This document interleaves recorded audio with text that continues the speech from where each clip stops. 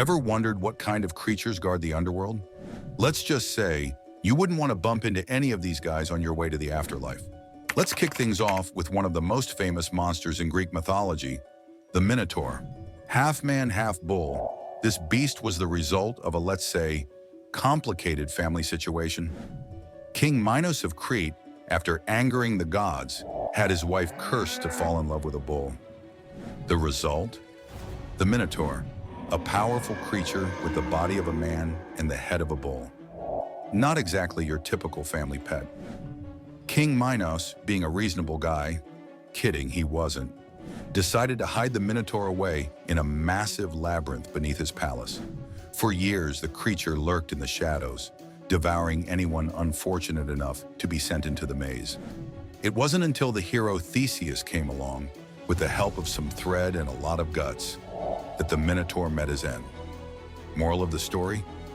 Don't mess with bulls, and definitely don't anger the gods. Ever wonder what kind of pet Hades, the god of the underworld, might have? Meet Cerberus, the three-headed dog that makes your average Rottweiler look like a puppy. Cerberus wasn't your everyday house pet. He was the fearsome guardian of the underworld, stationed at the gates to make sure no soul escaped and no living being entered. And with 3 heads, you know this dog meant business. But like any good guard dog, Cerberus had a soft spot, sort of. There were a few brave souls in mythology who managed to outwit or charm Cerberus. Hercules famously captured him as one of his 12 labors, and Orpheus used music to lull the beast to sleep while sneaking into the underworld. So while Cerberus was definitely a force to be reckoned with, it turns out even terrifying monsters have their weaknesses. Maybe just don't try throwing him a bone.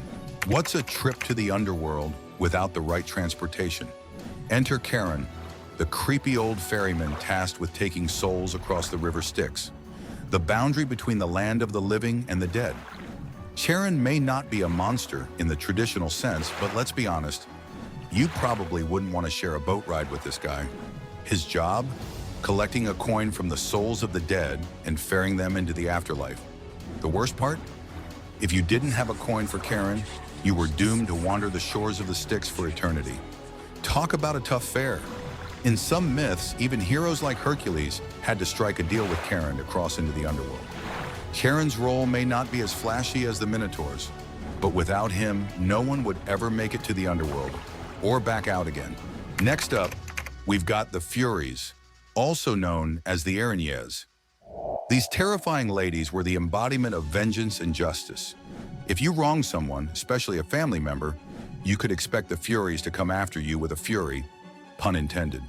Unlike some underworld monsters, the Furies didn't just wait for people to die. They actively hunted down the living who committed heinous crimes, particularly murder or betrayal. Imagine 3 fierce, snake-haired women with bat wings coming after you. Yeah, not fun. The Furies weren't interested in mercy or forgiveness.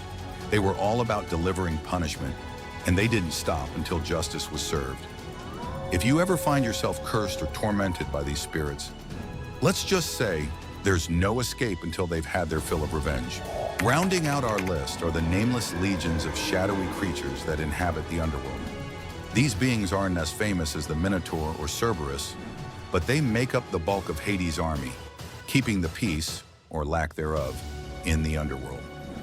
They're the spirits of the dead, doomed to wander forever, and they serve as a reminder that the underworld is not a place of rest. It's a realm of endless wandering, punishment, and despair. In many myths, these shadowy spirits are faceless and formless, more like a haunting presence than a physical threat. They're the souls of those who didn't live heroically enough to make it to the Elysian fields, Greek mythology's version of paradise. Instead, they linger in the gray, depressing gloom of the underworld, forever bound to the shadowy realm of Hades. If you enjoyed this dive into the monsters of the underworld, don't forget to like and subscribe to the Mythstorian channel for more mythological tales and legendary beasts.